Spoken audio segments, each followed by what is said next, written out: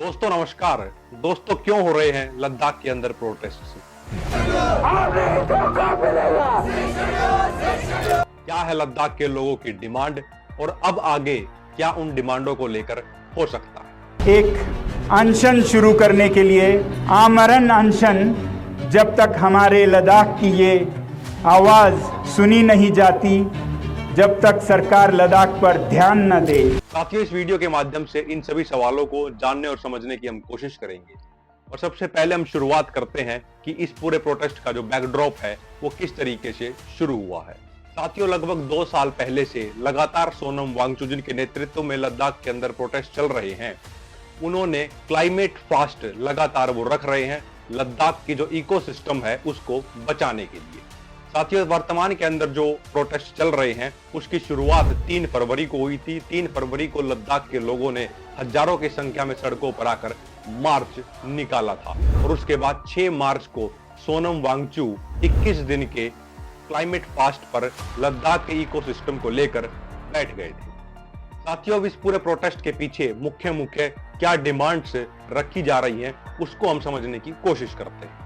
साथियों, इस आंदोलन के मुख्य तौर पर 4 डिमांड रखी जा रही है। सबसे पहली डिमांड ये रखी जा रही है कि कॉन्स्टिट्यूशन के अंदर जो 6th शेड्यूल है उसमें लद्दाख को शामिल किया जाए। दूसरी डिमांड ये रखी जा रही है कि जिस तरीके से 370 के हटने के बाद लद्दाख एक यूटी के रूप में बदल चुका है, अब उसको पूर्ण राज्य का दर्जा दिया जाए या फिर दिल्ली की तरह, जैसे दिल्ली के अंदर यूटी भी है और साथ के साथ स्टेट असेंबली भी वहां पर है, उस वही प्रावधान लद्दाख के अंदर भी किया जाए।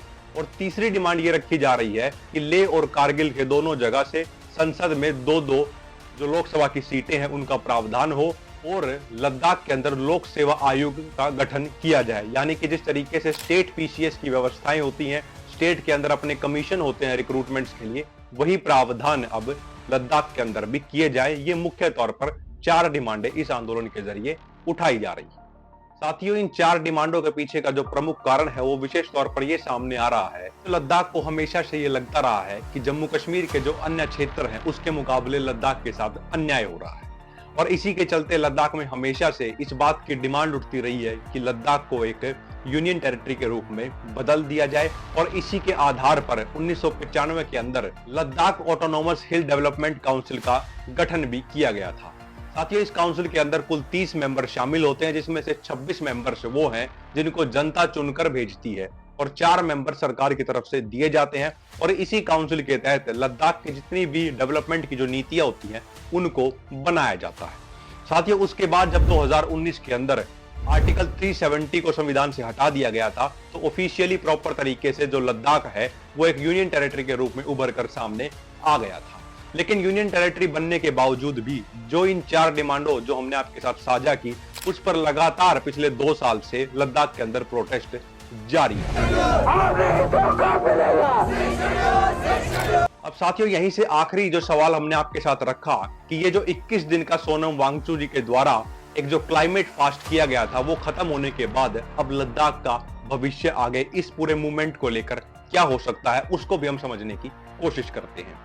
साथियों, वर्तमान के अंदर लद्दाख के अंदर जो महिलाएं हैं इन सारे विषयों को लेकर, सारी डिमांड्स को लेकर अब आंदोलित हैं। उसके बाद युवा भी इसमें शामिल होने जा रहे हैं और साथ ही साथ इस बात की भी घोषणा की गई है सोनम वांगचुक जी के द्वारा कि 7 अप्रैल को जो पूरा क्षेत्र लद्दाख का चीन के बॉर्डर के साथ लगता है वहां पर जो चरवाहे हैं उनकी जमीनें ही सबसे ज्यादा कॉर्पोरेट हाउसेस के द्वारा ली जा रही हैं बड़े बड़े प्रोजेक्ट्स के लिए, और जो माइनिंग प्रोजेक्ट्स हैं उसके लिए ली जा रही है।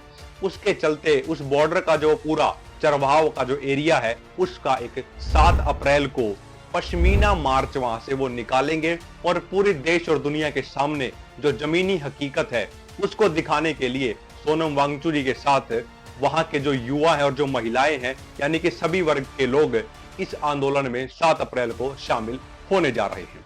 और साथियों, इस पूरे विषय पे एकदम से जोर इसलिए पकड़ा है कि जितने भी धर्म गुरु हैं वहां पर, चाहे वो मुस्लिम समाज से हो चाहे वो बुद्धिस्ट समाज के हो, वो लगातार इस मूवमेंट में अब शामिल हो रहे हैं और एक तरह से इन 4 डिमांड्स को लेकर संयुक्त रूप से लद्दाख के अंदर ये आंदोलन आगे बढ़ रहा है।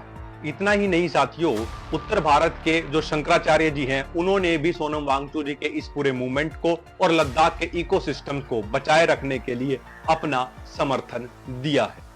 21 दिन लगातार आमरण अनशन पर बैठे रहने के बाद सोनम वांगचुक जी अपने दूसरे आमरण अनशन के लिए अपने आप को तैयार कर रहे हैं। इस बीच लद्दाख की जनता, वहाँ की हमारी माताएं बहनें, उनके समर्थन में बड़ी संख्या में उपवास पर बैठी हुई है। उत्तर भारत के शंकराचार्य पद पर प्रतिष्ठित होने के नाते, उत्तरामनाय ज्योतिषपीठाधीश्वर जगद्गुरु शंकराचार्य होने के नाते हम अपने उत्तर क्षेत्र की संस्कृति से अत्यंत प्रेम करते हैं, लद्दाख की संस्कृति का समादर करते हैं और वहाँ के लोगों के साथ अपने आप को खड़ा हुआ महसूस करना चाहते हैं। और इसीलिए हम लद्दाख की जनता से कहना चाहते हैं कि आपके इस आंदोलन में हम पूरी तरह से आपके साथ हैं। साथियों, अंत में हम ये भी समझ लेते हैं कि लद्दाख को अगर 6 शेड्यूल में शामिल कर दिया जाता है तो उससे कैसे लद्दाख पूर्ण रूप से बदल जाएगा, और इकोसिस्टम को प्रोटेक्ट करने के लिए लद्दाख का 6 शेड्यूल में जाना क्यों ज्यादा इंपॉर्टेंट भी है। साथियों, अगर लद्दाख 6 शेड्यूल में शामिल हो जाता है तो ट्राइबल प्रोटेक्शन का जो पूरा एरिया है उसके तहत ही लद्दाख कंट्रोल होने लगेगा, और ऑटोनॉमस डिस्ट्रिक्ट काउंसिल जो बनाने का प्रावधान 6 शेड्यूल के तहत किया जाता है उसकी फैसिलिटी भी लद्दाख को मिलने लगेगी। यानी कि 6 शेड्यूल में शामिल होने के बाद कोई भी कंपनी किसी प्रोजेक्ट के लिए और माइनिंग के लिए अगर जमीन लेना चाहती है तो ऑटोनॉमस डिस्ट्रिक्ट काउंसिल की जो अनुमति है वो लेना मैंडेटरी हो जाएगा, वो लेना अनिवार्य हो जाएगा। और साथियों, यही पर पेच फंसा हुआ है, क्योंकि कोई भी कंपनी और कोई भी बड़ा कॉर्पोरेट घराना ऑटोनॉमस डिस्ट्रिक्ट काउंसिल के साथ डील नहीं करना चाहता है, क्योंकि उनको लगता है कि ये उनके सामने जो प्रोजेक्ट्स चला रहे हैं उनमें एक हर्डल के रूप में खड़ा हुआ है, बंदिशें पैदा करने के लिए खड़ा हुआ है। और इसीलिए लगातार सोनम वांगचुक इस 6 शेड्यूल में शामिल करने की लद्दाख को अगवाही कर रहे हैं। और वहां के किसानों के लिए भी ये एक बड़ा मसला है, क्योंकि लगभग जो चरवाहे हैं उनकी 40,000 एकड़ जमीन इन पूरे प्रोजेक्ट के कारण जा चुकी है, और लद्दाख का जो पूरा इकोसिस्टम है माइनिंग के कारण भी वहां पर अब डिस्टर्ब होता जा रहा है। साथियों, लद्दाख और माइनिंग का जो विषय है वो भविष्य में भी बड़ा चिंताजनक होने जा रहा है, क्योंकि लद्दाख के अंदर लाइमस्टोन हो, चाहे वो बोरेक्स हो, चाहे वो सल्फर हो, उसके बड़े बड़े खदान पाए जा रहे हैं, और बड़े कॉर्पोरेट हाउसेस की माइनिंग के लिए लद्दाख के ऊपर अब बड़ी गहरी नजर है। साथियों, लद्दाख से अब ये खबरें भी सामने आ रही हैं 7 अप्रैल को होने वाले पश्मीना मार्च, और जिसे बॉर्डर मार्च भी कहा जा रहा है, उसके मद्देनजर ही लेह लद्दाख के अंदर धारा 144 और कई जगहों पर इंटरनेट सेवाएं भी बंद कर दी गई। तो साथियों, ये था पूरा विषय, जिस तरीके से लद्दाख में प्रोटेस्ट हो रहे हैं और भविष्य में लद्दाख किन निर्णयों की तरफ बढ़ सकता है, उन कुछ बातों को हमने आपके साथ साझा किया। और 7 अप्रैल का जो ये मार्च है उस पर भी नजर बनाए रखने की हम सबको जरूरत है, और उम्मीद करते हैं हम कि बहुत जल्द से जल्द ये पूरा मसला है वो शॉर्ट आउट होगा। साथियों, इस पूरी वीडियो का आपने सुना उसके लिए बहुत बहुत धन्यवाद। कमेंट सेक्शन में अपना फीडबैक जरूर दें। जय हिंद।